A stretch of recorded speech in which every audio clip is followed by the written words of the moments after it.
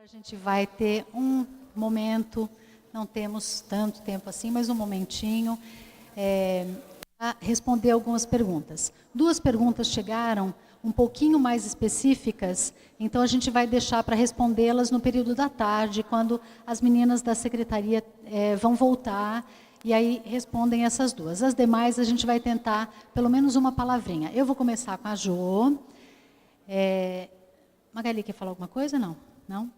Então eu vou começar com a Jo e depois a gente passa assim na ordem e tentem ser rapidinhas para todo mundo conseguir falar. Obrigada. Bom, eu recebi uma pergunta perguntando quando tem um diagnóstico de Williams, o que a escola tem que fazer para trazer a família. Também falando de trazer a família. Então, o diagnóstico tem o diagnóstico, não importa se é o Williams ou outra coisa, hoje nós temos papai Google. Entra lá, acha tudo, né? Porque a pior coisa é você chamar essa mãe e você crua. Aprende e trazer a família para dentro da escola. Lá em São Paulo, nós temos grupos de mães. Então, a melhor maneira que nós achamos da família entender todo o processo da escola, porque essa confusão da família jogar responsabilidade para a escola, tudo isso, é que a família não está entendendo o processo.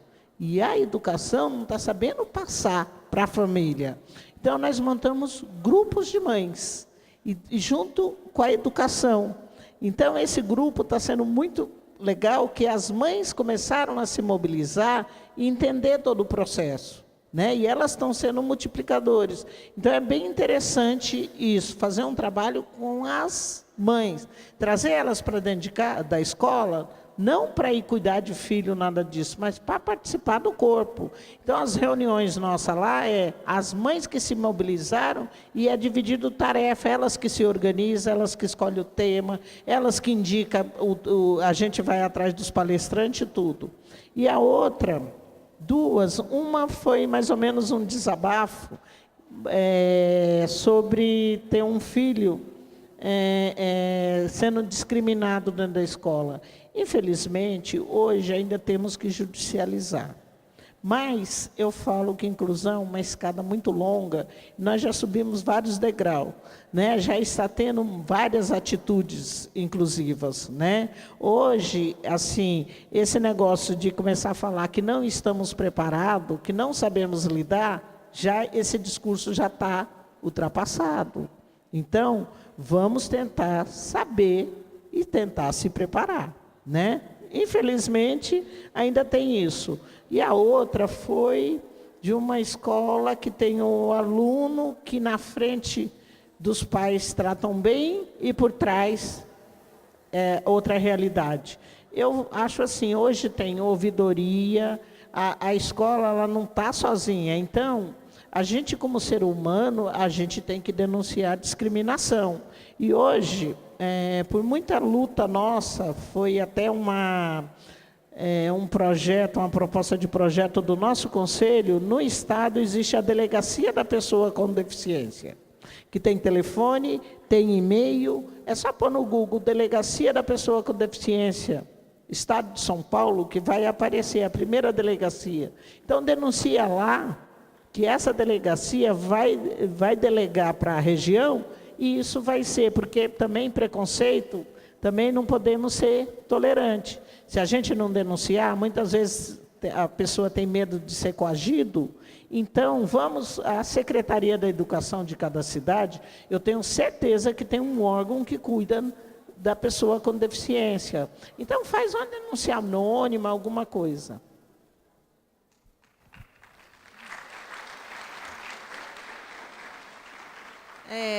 Renato, será que você poderia colocar a nossa logo, que ela tem um e-mail? Então, eu sugiro que as perguntas que que não der tempo da gente responder nesse momento, vocês podem anotar o e-mail e mandar, que a gente vai responder, tá? Tem uma única pergunta que serve para todas nós, inclusive para a Jo. A professora, né, pergunta se nós estamos preparados para receber essas crianças, né? Então, eu gostaria que cada uma falasse um pouco. Vamos começar com a Beatriz. Gente, a preparação, ela não pode ser uma barreira para agir, né? Então, a gente não pode pensar assim, eu não estou preparado, portanto, eu não sei como fazer. É buscar. A gente diz isso em relação não só ao aluno que é público-alvo de educação especial, mas também aquele aluno, vou levantar, aquele aluno que tem dificuldade de aprendizagem. Eu tenho que pensar em caminhos, eu tenho que buscar, planejar. Demanda? Demanda. A todos nós. É possível? É muito possível. Então, a questão do preparado é uma questão de buscar a preparação, porque tem condições. Eu acho que é uma questão que passa acima disso. Existem condições para. Quando a gente fala assim, quem é o responsável, quem é o culpado pelo fracasso do aluno? Não existe o culpado, nós não somos culpados, mas nós temos responsabilidade.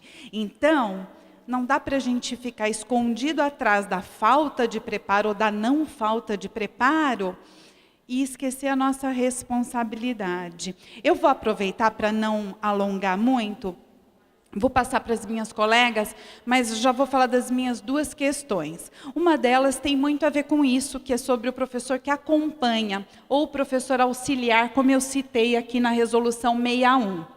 O professor auxiliar, eu quero colocar aqui em duas situações. Primeiro, em relação à educação. É importante? É muito importante, porque à tarde vocês vão ver que nós vamos falar um pouquinho da situação na prática. A gente vai tentar colaborar com a situação na prática, o que fazer, até com essa questão de preparo. Então, a adaptação para estes alunos, ela implica em olhar para este aluno no que ele pode fazer. E culturalmente, eu me coloco aqui, eu também.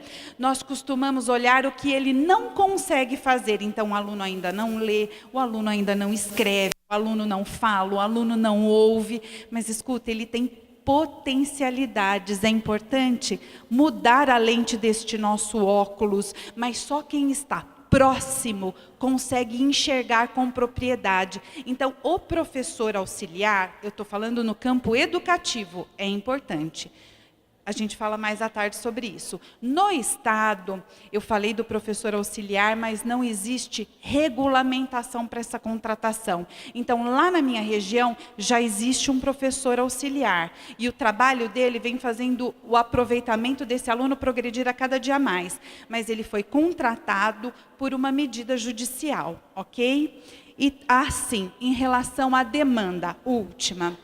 A demanda para a classe que tem, importante aqui, gente, para a classe que tem um aluno público-alvo de educação especial, existe regulamentação que prevê um número reduzido de alunos? Regulamentação no Estado de São Paulo, não. Existe orientação federal, tá, em diretrizes para a educação especial. Então, existe uma orientação, mas não existe uma regulamentação, mesmo porque os municípios e também o Estado esbarra em outra legislação, que é aquela de atendimento de demanda.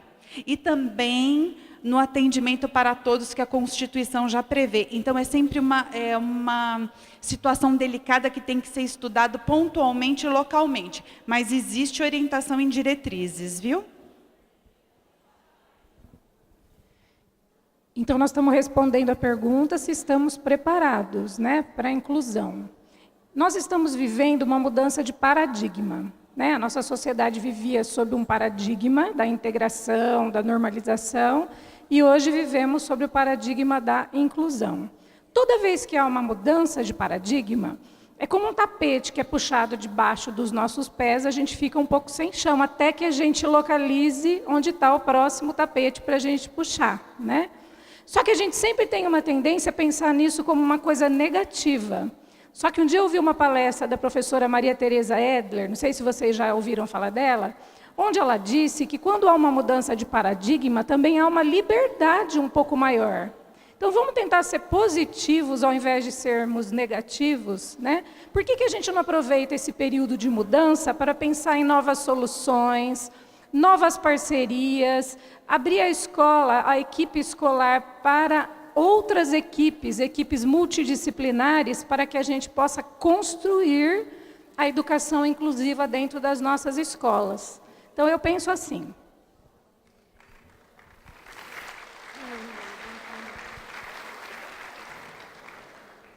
Então, eu penso assim, o que elas falaram, né? A minha formação, quando eu me formei na faculdade, era oralista. Então, o surdo ele tinha que falar. Se eu tivesse ficado nisso, depois entrou a Libras. O que eu tive que fazer? Eu tive que aprender, eu tive que buscar, não é? Eu estou preparada? Não, a gente nunca está preparado, mas a gente tem que buscar. A gente tem medo daquilo que a gente não conhece, não é? Então, é fácil? Não, não é fácil. Eu sempre falo, é fácil falar, né? Na hora que está lá o aluno nosso, não é fácil, mas é possível. A gente não pode desistir, tá certo? A gente tem que estar ali, tem que buscar. Esse é o caminho, não há outro, tá certo? Preparado, ninguém nunca está. A gente tem que buscar. A minha questão é sobre o... É para responder? Não, né? É uma escola de rancharia. Perguntou sobre... Na escola, tem muitos alunos com CID de TGD não específico. Então, o que aconteceu? Quando houve aquela a mudança na forma de diagnóstico mesmo médico, eles estão buscando, né? Tanto é que o número crescente de alunos com autismo, com TGD, a gente vê hoje. Então, o que acontece? Ela perguntou assim, um pouco sobre ele. O que a gente vai fazer? Se tem um número crescente, já é legal, porque você já vai perceber o quanto um é diferente do outro. Se o médico já colocou não específico, na realidade, ele também não conseguiu achar aqui qual é a especificidade desse aluno, né? Então, aluno não, no caso, paciente. Então, a gente, professor, o que nós vamos ter que olhar? Se eu tenho vários, é até legal, porque aí eu vou ver o quanto um é diferente do outro e o quanto um tem a ver com o outro. Então, dentro da singularidade, o que eu posso trabalhar de diversidade? O que é diferente e o que é igual? Não tem outro jeito, gente. Tá bom?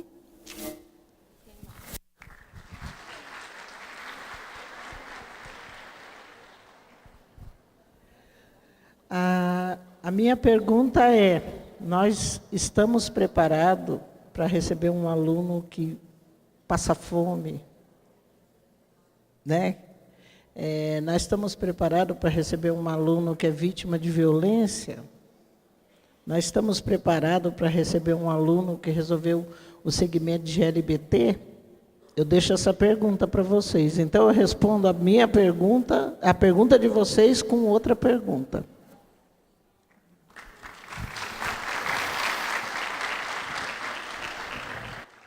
Tem duas perguntas. Quando pode ser feita a adesão da compra consorciada? Só que a pessoa não se identificou. A dona Ida falou que, passando as eleições, ela vai fazer uma reunião com todos os prefeitos eleitos e colocar para eles todos os projetos que existem dentro do consórcio, dentro do CIVAP. E ela vai apresentar essa questão da compra consorciada de tudo que tem lá, inclusive de material escolar. E a licitação, ela vai ser feita ainda esse ano, em dezembro. Então, ela vai estar disponibilizando para os novos prefeitos esse termo de adesão, onde eles podem ou não aderir. Aí me perguntaram qual a justificativa que os municípios que não aderiram deram. Eu não ouvi nenhum prefeito dizer, eu não aderi por isso, entendeu? Simplesmente os secretários trazem essa informação dizendo, meu prefeito falou que não vai aderir. Eu deduzo, acredito que com algum receio de demora, de chegar material, de ser fornecedor de longe, mas isso, problema a gente tem em qualquer ata. Na ata do CIVAP, o fornecedor que mais deu problema para a gente de entrega foi de Paraguaçu Paulista, uma cidade bem pertinho. Os de longe não tiveram problemas. Então, como correu tudo bem, deu tudo certo, se esse era o dificultador para quem não aderiu, não pode ser mais. É isso.